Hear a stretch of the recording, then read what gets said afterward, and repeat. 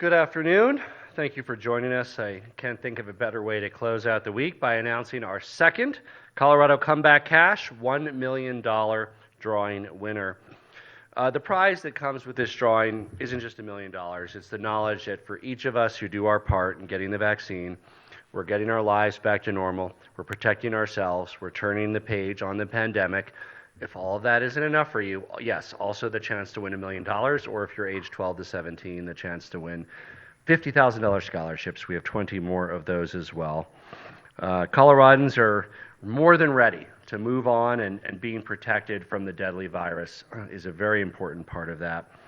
And that's a reason for all of us to celebrate, those who win $50,000 or $1 million, and those who don't win, because we're all winners in getting protected for ourselves and our family, and also helping everything get back to normal in a pandemic. I'm excited to introduce this week's $1 million winner, and we'll unveil the check and then welcome the family up. Are you ready? 1, 2, 3. Stephanie Ward, come on down. We need some, cheesy game show music or something. Come on down. I am so excited to introduce our guest, the Comeback Cash winner, Stephanie Ward, along with her wonderful family. Her husband, Brian, their son and daughter, they all made the decision together and got vaccinated together. And like for so many Coloradans, this pandemic has been hard on Stephanie and her family. She and her husband are hardworking, and they both work 2 jobs. It affected their ability to see and care for their own parents. Stephanie had to put a pause on some of her work. While it's been challenging, like for a lot of Colorado families, and also in some ways it brought them closer, getting through this together. And like the rest of it, they got together around the kitchen table. They decided that the vaccine was the best way to get their normal lives back. They went to their local UC Health for their first and second doses of the vaccine. And now I am proud to invite Stephanie up to the podium to tell us more about her story. And as I told her earlier, you can't walk into a bank with that check. That'll be a smaller check, but they'll have that one as a souvenir to put on their wall. So with that, I'll turn it over to Stephanie.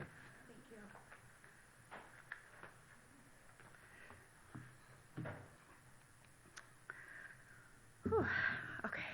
Thank you, Governor Polis. And thank you all for listening in today.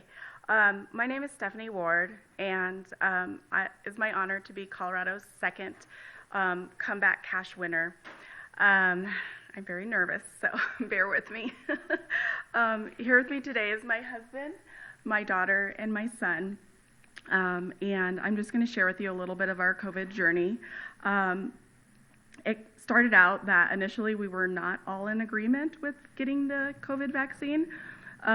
We sat down and we, just thought about it together and weighed the risk and the benefits, and, what was appropriate for our family. And ultimately we decided that the benefits outweighed any fears that we had. So moving forward on with the kids, it was a bit of a struggle for them, attending chemistry and biology classes online, as you can imagine.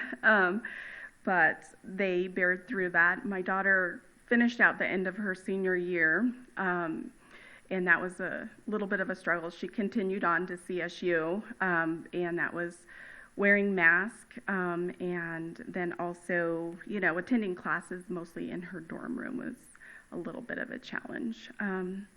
My son had a similar experience, and he had remote learning online, and then continued on to hybrid, and now just finishing up in person was wonderful.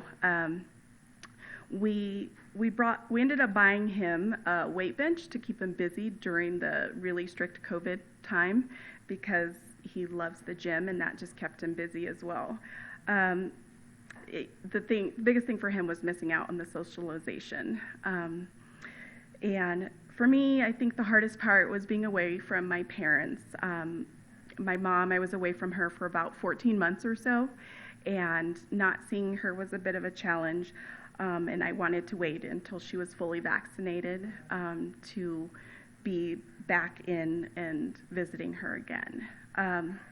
my dad, he was planning on flying out to visit the kids during my daughter's graduation and also my son's last football game, but he just decided that the risk for him was too high at that time. So once again, we didn't get to see him, but I did have in-laws that lived in town, and they came out to my son's first football game, which was really nice. My father-in-law had breathing issues, so we didn't really see them very much because we didn't want to expose them to COVID either. But they did get to see his last football game of the season. Soon, Thanksgiving rolled around, and this was a big holiday for our family because we always get together.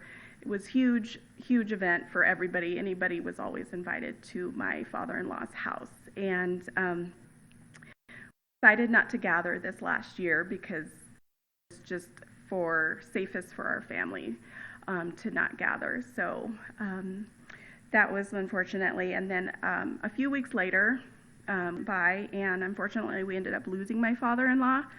It wasn't due to COVID, but just his underlying breathing issues, which is very tragic and very hard, as some of you can relate to, and probably had experiences of losing loved ones. We weren't able to do a proper service for him, and sorry.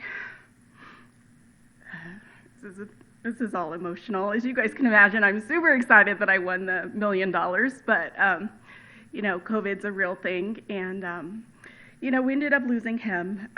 We didn't have a proper service, but that's part of the COVID, and that's part of the reason people need to be getting vaccinated so we can get back to normal. I wanted to tell you guys and share this story with you guys because COVID is a very real thing, and for myself and for a lot of you, we've all had losses, and we've all, you know, it's just time we can't take back, in with family and different things that we've all lost out on. So with that being said, our hopes in getting the COVID vaccine was to return back to normalcy and just to protect the elders that we love. We decided to get the vaccine together as a family, and just recently got fully vaccinated together. And over the past, you know, few years, both my husband and I have worked 2 jobs together, and this money is going to take a huge burden off of the both of us so that we don't have to continue to work 2 jobs to help support our family. And my plans for the money is really to try to stay humble, invest in my kids' college careers, and pay off some debt, and maybe invest a little bit with this. And I just want to thank you all for listening to my journey, and I hope and encourage you guys to get out there and get vaccinated. Thank you. Thank you, Stephanie. Congratulations. Thank you. Congratulations. And I also, of course, want to express my condolences to the 6,844 people that got, the families who lost the 6,844 Coloradans to COVID during this crisis. And at this point, we really can avoid further loss, and the ability to do that is our own decisions to get vaccinated. If you got vaccinated, you're already a winner.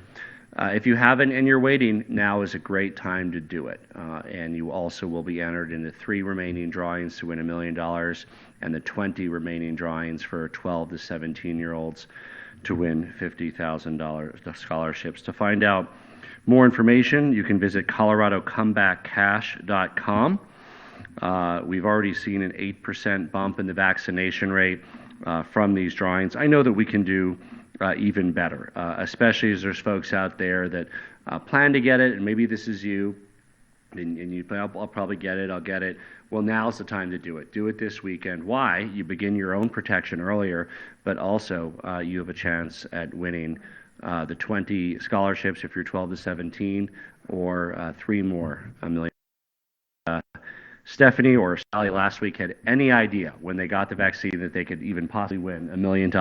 And they knew that they were winners just because they could then see their family and not have to worry about it and end the pandemic.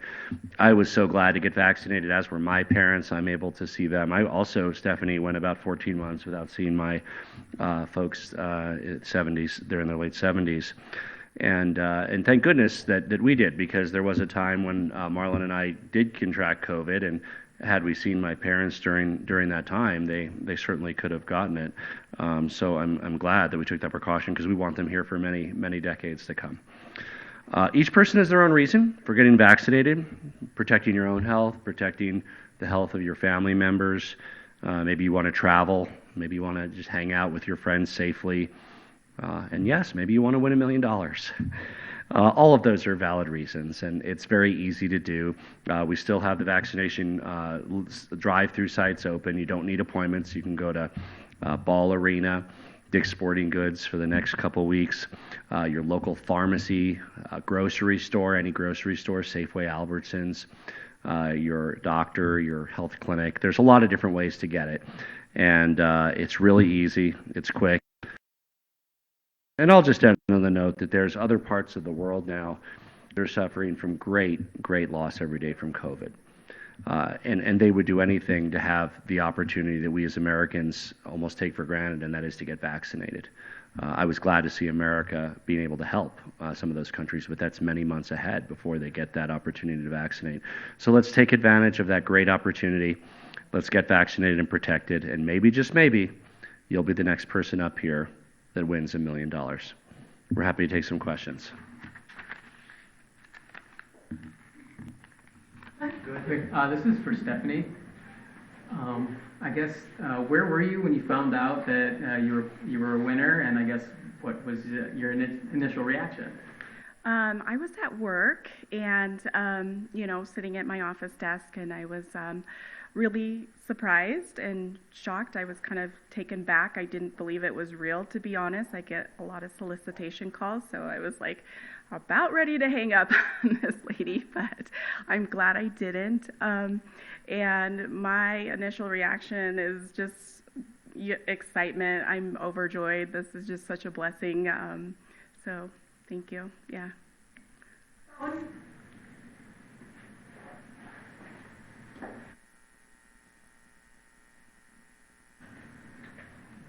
Can you hear me? Hi, this is John Daly with Colorado Public Radio. Question for the governor. Can you give us a little more detail about the 8% increase you said since the campaign began? Was that since you first announced? And do you have any actual numbers of how many people that might represent? Thank you. Yes, we'll be happy to provide that to you. I don't have that. We have several ways to look at it that demonstrate that. So we'll be happy to get that to you. Coming up, in general, you feel like the campaign is doing what you were hoping? It's getting more people interested in getting vaccinated? Yeah, look, the federal government, through the CARES Act, American Rescue Act, really funded vaccine distribution well, and that's how we're funding the mobile vaccine stations, ads on radio and television, these drawings, and these really help garner attention to the vaccine. They give people a reason to get it sooner rather than later. I don't think any amount of advertising or drawings actively changes people's minds, but what we find is there's really only a small number of Coloradans that say they don't want it, aren't going to get it. There's a lot more in the middle that say they'll probably get it, but it's just not tomorrow. Maybe they don't like needles. Maybe they don't want to have a sore arm the next day. They put it off. And these drawings are really designed to give people an extra reason to get it now. For the 12 to 17-year-olds to win $50,000 scholarships, and for people 18 and up to have one of 3 more chances to win $1 million. Governor, do you, obviously there's been a little bump in the vaccination rate. Do you expect that to continue to rise? And then after the sweepstake is over, if it doesn't reach where your office wants it to be, I guess what's the next plan? Well, it won't rise because more people have gotten vaccinated already. So I mean, we now are at we'll get you the exact number. I think it's 60-some% of Coloradans in the Denver metro area. We just celebrated about 16 counties that are now over 70%. So there's less and less people that haven't been vaccinated. But what we look at is how do we drive for that smaller and smaller number, how do we get that higher? So in areas that are 70% vaccinated, again, our research shows there's probably about 10 or 15% that aren't going to do it. So that leaves only about 10 or 15% that we're trying to say, now's the time, get off the couch, get it done. And so, we're rapidly targeting that smaller and smaller group to make sure that they can be protected to end the pandemic. I don't know if that answered your question, but.